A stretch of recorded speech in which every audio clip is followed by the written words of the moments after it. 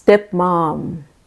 And I would liken this as well to an adoptive mom, a mom who adopts a child, especially an older child, or a child who comes to find out or has been told and comes to understand what it means to be adopted.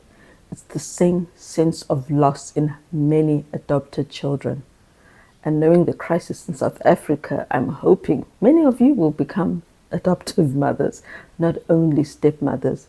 So the grief is there, the grief of what should have been. Clearly, we know the person who gives birth to you is meant to be your mother. So there is a sense of loss. Adoption is predicated on loss, be it because the mother has died or the mother has abandoned the child, whether safely by saying to the social worker, look, I can't keep this baby, or unsafely abandoning them. All babies, all types of babies are adopted. Some of my friends adopted an 18-month-old boy who was found in a bush in the Eastern Cape in East London, in a forest. Scratches, insects, around 18 months, they don't know. And they adopted him. Another one adopted a 2-year-old looking type boy who was just there in front of a security guard, and eventually realized there's no mother here. Or it wasn't like she dumped him in front of the child and then disappeared in front of the guard, but the guard eventually noticed that there's a child here, but no mother. So it's a loss. It is a loss. But yes, we shall read this and remember that. But obviously, I'm not going to keep saying, or the adopted child. Your marriage to one who is a father of children will prove to be a blessing to you. You were in danger of becoming self-centered. You had precious traits of character that needed to be awakened and exercised. Unfortunately, there are some people who don't ever lose that sense of being self-centered, even when they are parents. They begrudge the moments that they give to their children. They wish their children had never been born. They say, oh, what a problem this is, and it was better, it was easier, we shouldn't have, if we didn't have. That sense of discontent with being a parent is the self-rising. If we didn't have children, this would be easy, this would be nice, this would be affordable. That's not how God views us. He never says, if I didn't have Tandu, then I wouldn't be so stressed about all the sins she's committing. He loves us, despite how expensive we were. In fact, he came and gave of himself. We, and the things our children put us through, the things we are put through, it's nothing compared to what Jesus and the Father went through with us. So let's lose that self-centeredness, parents. Through your new relations, you will gain an experience that will teach you how to deal with minds. By the care of children, affection, love, and tenderness are developed. Sadly, we have deteriorated. These days, even those who willfully go out saying, I want to be a stepmom, I want to embrace these children, they don't always continue being that loving person they pretended to be. Again, I had said I wasn't going to reference adoption, but I actually can, or I will. I know of so many cases where people have adopted and they did it almost like, I'm rescuing a dog. And dogs don't need much emotional care. You just feed it and it's fine. You take it for a walk and, okay, take it to the vet. That's how they treat these children. And they grow up really feeling the loss. So yes, let us pray that when we become mothers, we will have affection, love, and tenderness developing in us. The responsibilities resting upon you in your family may be a means of great blessing to you. If you look at it rightly, it will be a blessing to you. If you view it as a curse, you will not be blessed at all. In fact, God will end up cursing you with a curse. You are cursed with a curse. That's what God will tell you. These children will be to you a precious lesson book. My children have taught me patience, immeasurable. The patience of God. I'm not saying I'm as patient as God, but I know in a deeper way how to be patient through parenting my children. They will bring you many blessings if you read them aright. The train of thought awakened by their care will call into exercise tenderness, love, and sympathy. Although these children are not a part of your flesh and blood, yet through your marriage to their father, they have become yours to be loved, cherished, instructed, and ministered to by you. I have a stepmom-in-law. It sounds cool, so different, but or is convoluted. But yes, my father-in-law, his widow is not my husband's mother. They divorced, and then he married this widow lady. Okay, well, she's a widow because of him, but she had already been a widow anyway, and she is amazing. She's not stepmom. I never referred to her as stepmom. I only do it so that people know who I'm talking about and don't think I'm talking about the wrong mother. But otherwise, she's just mom. She is a mom. You can be that. You can forget. She doesn't say, oh, what's it called? Molokazana is because I've heard my husband's mother call me Malukazana as a daughter-in-law. She calls me Danam, my child. There's a difference there. There is a difference. One is you are mine. And that is what you need to build as a stepmom. If you don't think you'll be able to, don't marry that man.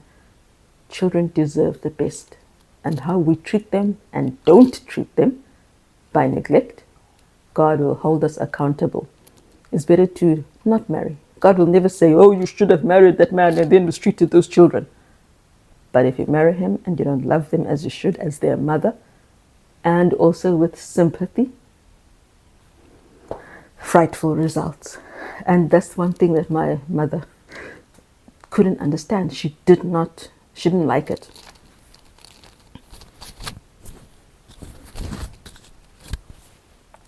Because I love all my children, but there is sympathy for my adopted children. Especially because obviously the prevailing wisdom is, the godly thing is, do not lie. Do not lie even by omission. Don't live a lie. So they have to know they're adopted. Secondly, because things come out, and when an adopted person or adult, even teenagers, when they somehow it slips out, or they find a paper or something, or they do blood tests or DNA, and it turns out you're not my biological parent, the sense of betrayal is intense. You're not trustworthy anymore. If you kept such a big thing about me away from me, what else are you lying to me about? That's the question they have. And it is a valid question. So you have to love them, and you have the sympathy because you know they have a loss and they know it. That's where I was going. They know they have lost something that most other children have. And these ones will have lost a mother who they had, and God willing, a mother who loved them. So you need to take her part and know that they are grieving. You are marrying a grieving father and a grieving child. And that's another aside that I want to put forward to you. When you marry a widower, I mean, there could have been divorced, but yeah, this one was deceased. When you marry a widower, he is also grieving. His love for his first wife never dies if he loved her truly. My parents and I, they went into that knowingly, and I was named after my father's late wife. One of my names is my father's late wife's name. And my mother always said, you can bury him with his first wife. And when I used to ask them, how did you meet? How did you fall in love? I didn't say, how did you fall in love? I just said, how did you meet? My dad always said, your mom saw me crying. And that's how it happened. She loved him because she felt sorry for him at first. And so he is grieving. Please, also as a wife, respect that. You are his everything, but he's broken and sad. They're a sad family. Embrace that. Have the sympathy for him. And know he still has a lot of love for you. But there is the other part that died, mother of his children. You have to be strong. Don't ever feel like some people who say, I feel like I'm competing with a ghost. She's not really there. At the end of the day, she's not there, and she'll never be there. you are there. Comfort, sustain, and his pain will decrease. And hey, unfortunately, he might have been a widower for quite a long time before he met you anyway. So you might not even have to really step in to be his counselor as much as you need to for the children. All right, let's continue. Your connection with them will call into exercise thoughts and plans that will be of genuine benefit to you. When you think of the children, you are blessed. By the experience that you will gain in your home, you will lose the self-centered ideas that threatened to mar your work and will change the set plans that have needed softening and subduing. We have a work to do. Sometimes it can only be done if you take on a very difficult job or role or post. And this time it's as a stepmother. Through loving association with them, you will learn to be more tender and sympathetic in your ministry for suffering humanity. So yes, she cared about people, but she had not that deep and tender sympathy that she needed to have. And if she gave herself fully to her children / stepchildren, aka stepchildren, she would become a better minister. Oh, this terrible woman. You do not love the children of your husband, and unless there is an entire change, a thorough reformation in you and in your manner of government, these precious jewels are ruined. I can't express to you. We once considered being foster parents, but I always said to my husband, I could not imagine my children, my foster, because they would be mine. There was a line in a book where a foster mother said, I believe that adoptive mothers and foster mothers do it because they love all children as if they were their own. And they do. So those people mourn. It's grief. It's painful. Even our children's foster parents, they cried tears. The husband who took care of our son, he held him and he was weeping. And he was only 4.5 months old. It is painful. And that's the kind of love you need to have for that man's children. A love that if you thought of them going away, it would cause you pain. Then you know you love them. But this one, she has ruined them. Oh yes, and I was going to say that. So I read a lot of fostering memoirs. Today, I wouldn't be able to foster because my health, I know what my health is now. I know it's incurable and degenerative as in it progresses downwards. But also there's a lot of scrutiny in fostering. And with us being super Adventists, it won't work. It wouldn't work. The scrutiny and what you have to do. So yes, what happens when they get these children who have just simple neglect? They don't learn to attach. They don't learn to bond. They don't know what it means to be secure. And so they just latch onto anyone. And that is a recipe for latching onto a drug dealer, onto a pimp, onto some gangs. There's so many foster kids because they age out when they're 18, they've got nowhere to go. They join gangs because of that. Neglect is a form of abuse. And thereby, if you are neglectful, you ruin those children. A reformation is needed, which means it is possible. It is possible to love those children. In the same way white people can become unracist, it's possible. We have seen it. I've seen it. I've mentioned it before in some old video, so I won't go into it again where I've seen it. So, you are making the lives of those dear children very bitter, especially the daughters. Where is the affection, the loving caress, the patient forbearance? Touch is so important. We know how touch is important for babies. It is important even for the one who's not a baby anymore. It gives good hormones. That grieving child needs a lot of love, not only in word, not only in giving them food and shelter, but in touch. Hug, pat them, give them 5, whatever method. Just make sure you make contact with that child every single day. And that goes for you as mothers too. I said to someone, 2 people actually, my mother hugged them, my best friend and my husband to be, and I told them my mother has never hugged me. I didn't realize why it hurt until much later. Unfortunately, it took me a long time to realize why she hadn't ever hugged me, though I was her own child. So do that. It will hurt her even more when you go, like when you go walking with your mom and then she's hugging strangers who are her friends and she's never touched you. It hurts. You don't want to do that to one of God's children. It hurts. She's grieving. You can be a part of her healing. But someone like this, she makes it even worse.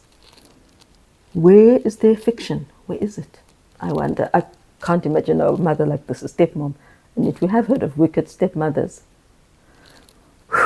Hatred lives in your unsanctified heart more than love. Censure leaps from your lips more than praise and encouragement. This is something many parents do, even biological. They're very quick. Why isn't this tidy? Why didn't you tidy? And see, it's not even correction, it's censure. You didn't do this right. Instead of, I love you, do you know that? I love your beautiful smile. Oh, those are nice. I don't know, that's a lovely hairstyle you did today. Or that dress looks really nice on you. You can always find something positive to say. Praise and encouragement. Wow, you did well. Thank you for scrubbing the counter for me. You did a good job. There's so much you can say to a child of both sexes, but in this case, it was the daughter. Your manners, your harsh ways, your unsympathizing nature are to that sensitive daughter like desolating hail upon a tender plant. It bends to every blast until its life is crushed out and it lies bruised and broken. Can you imagine that? Picture that. It's an innocent plant, and this desolating hail comes and beats down and beats down. You know, a hailstorm isn't just one piece of hail, it's constant. That's you. I hope it's none of you. It's constant, beating and beating until her heart is broken and bruised. That's painful. Eh? I didn't really think of it until now. A settled sadness, this is the part that hit me more. A settled sadness is expressed in the countenance of the girl. But instead of awakening sympathy and tenderness in you, this arouses impatience and positive dislike. This woman was cruel. Why did this man marry her? You can change this expression to animation and cheerfulness if you choose. We don't necessarily choose our emotions, but we can choose how we act. We can choose how to behave, and we can change our expression to animation and cheerfulness, just like I did, even though this is a very sad topic. Does not the little sad face, the heaving sigh welling up from a pressed heart in its yearning call for love, awaken pity? There are some very cruel people out there. Not every woman is meant to be a mother. Not every man is meant to be a father. Not because they're not good enough to be, but because they don't want to be. I pray if you are ever divorced or widowed, you never come across a woman like this. And the thing is, she will fake it. That's the problem. They pretend. They trap you. I know. There's a person in my extended family who said nope. She was widowed very young.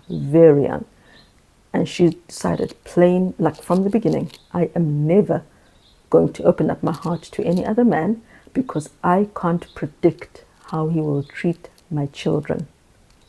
Sometimes I think in this sinful world, we might have to be like that rather and say, I would rather not. I would rather protect them than to open them up to the possibility that this person who's pretending to be loving is actually a witch.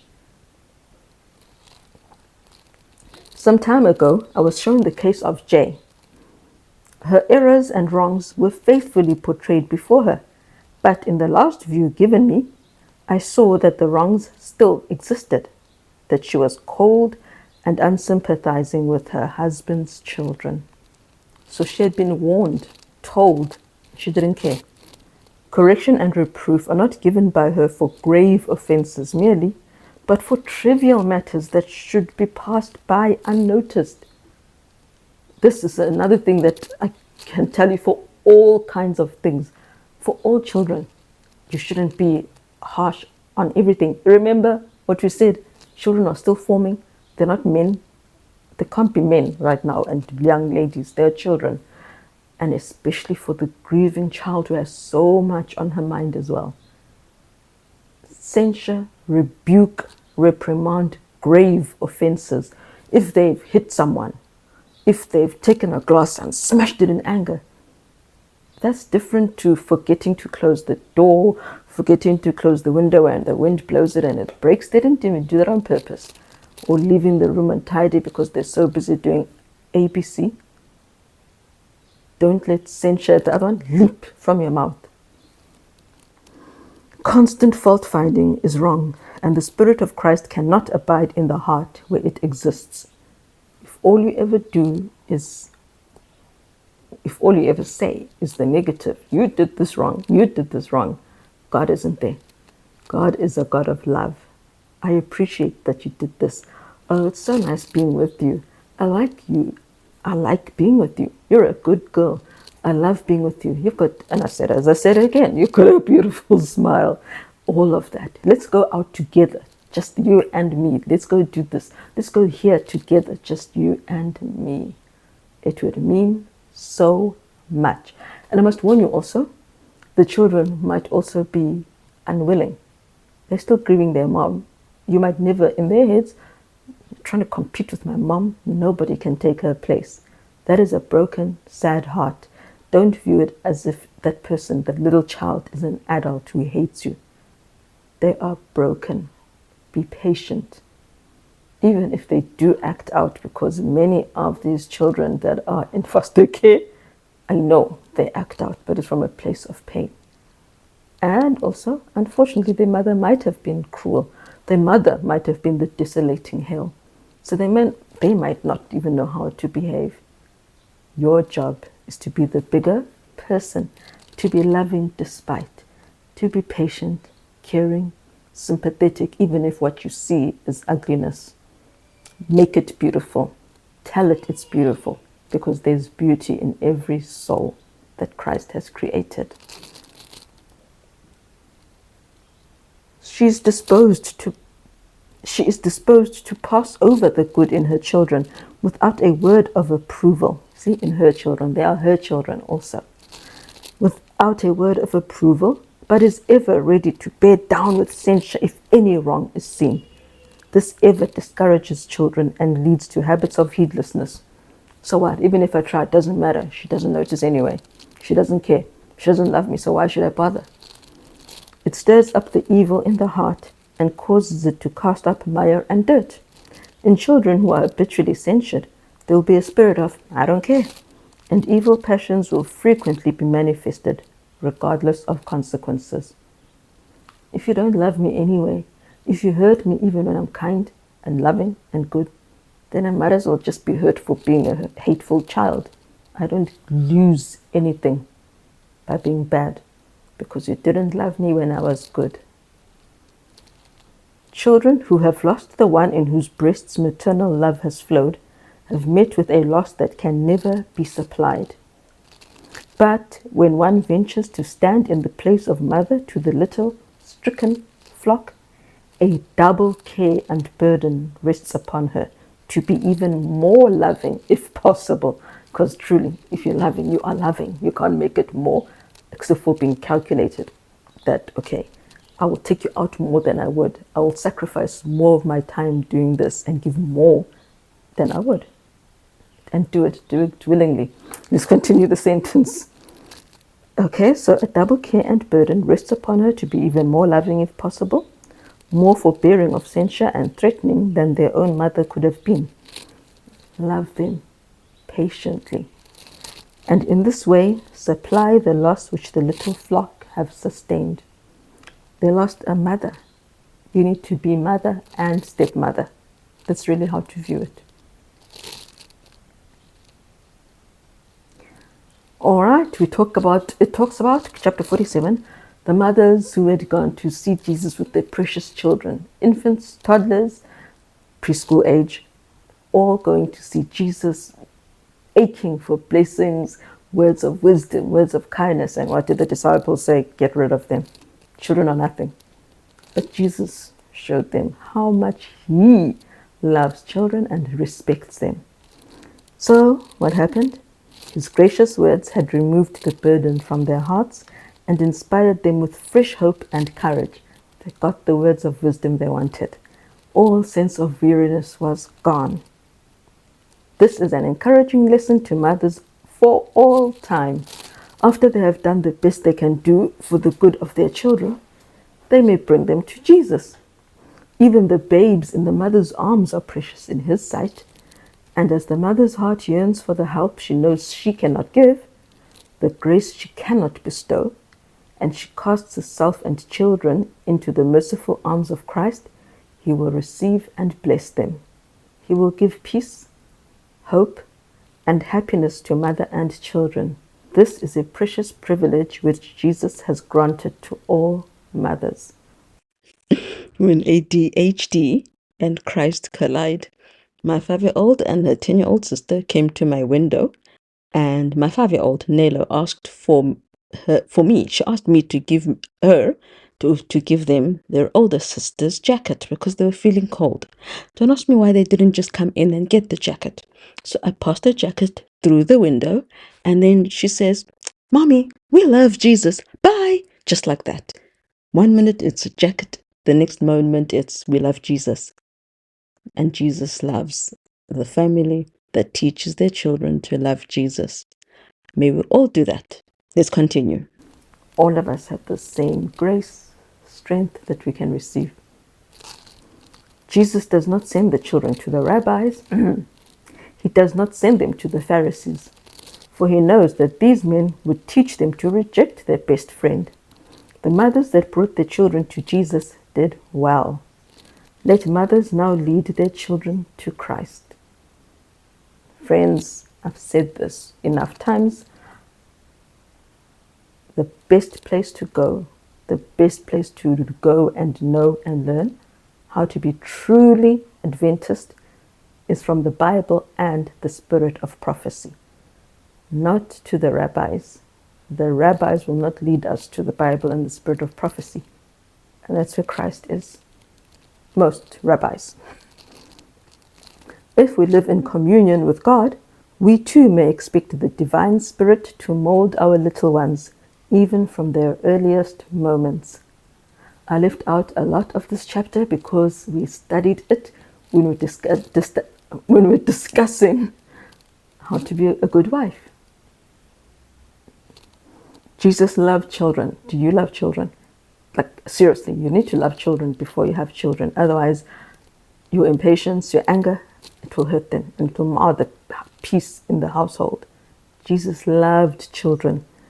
His spirit, wearied with the bustle and confusion of the crowded city, tired of association with crafty and hypocritical men, found rest and peace in the society of innocent children. I love children. Anyway, his presence never repulsed them. It's so beautiful to me and so precious when a child falls in love with me. It just thrills my soul more than the adoration of any adult could ever fill it, which is good because no adult adores me. But there is something so innocent and pure in the admiration or love or attention of a child. I still feel so about the mother. I mean, they weren't even my color. Came from the table We're at a restaurant, and she came and she said, "I'm sorry, my daughter has just been staring at you. She says you look like a princess." I was like, sorry. I didn't say it like that to her. I was just so touched. I really thought it was so sweet. And I've seen it in other churches as well, where these little children just stare at me. And the mother tells me the next week, "Oh, she was talking about you." And it's like she's seen an angel when you go to her and you just give her a hug. Learn the names of the children at your church if you don't know them already. I know I've said it before, I will say it again. There's a church we went to where one child said, "The adults here don't greet us. This is the first time we've been greeted when my husband greeted them. How can we walk past children of God? I don't understand how we can walk past fellow children of God and ignore them. It absolutely makes no sense to me, and no, for sure, it makes no sense to God. Love all children. We need to love them all." But yes, let's go back to the mother whose own child she is giving to God. These little ones, by coming to Christ and receiving his advice and benediction, had his image and his gracious words stamped upon their plastic minds, never to be effaced. You don't forget those first impressions, those first words. We should learn a lesson from this act of Christ, that the hearts of the young are most susceptible to the teachings of Christianity, easy to influence toward piety and virtue, and strong to retain the impressions received. That should also give you courage, even if later on they seem to veer. Know that if you did this, if you gave them Christ properly, lovingly, but firmly at times, always consistently showing them his love, they will never forget that. "Suffer the little children to come unto me, and forbid them not, for of such is the kingdom of heaven." The woman who mocked me, my mother, for reading my Bible, that was a way of forbidding me from coming to Christ. There are many ways you can do that. There's a child who told me in class, "No, I didn't read my Bible the whole week. I was teaching a children's class. My mother said it's better to be somebody, so I need to do my schoolwork and forget about the Bible." Years later, that same person, the mother, said to a friend of ours, a mutual friend, "I really messed up. I told my children to forget God, and now they don't want to know about him." Parents, we need to work early, consistently, God first. These precious words are to be cherished, not only by every mother, but by every father as well. Suffer the little children, those words. These words are an encouragement to parents to press their children into his notice, to ask in the name of Christ that the Father may let his blessing rest upon their entire family.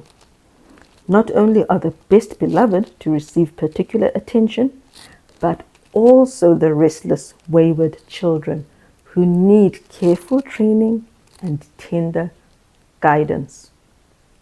The very ones who are wayward, disobedient, they, more than anyone else, need, she didn't say harshness, severity, she said, careful training and tender guidance. Don't change your method, your attitude, and the atmosphere just because the child has created a negative one. You must still feed them with God in his entirety, a God of love, God of patience, the God of long suffering. Do not ever, ever censure a child, no matter what they are like. Love them, teach them, guide them, express disappointment, never anger. May we become, or may we be, those of you who are not married and are planning to become stepmothers. I hope this has encouraged you. It's difficult. It is difficult.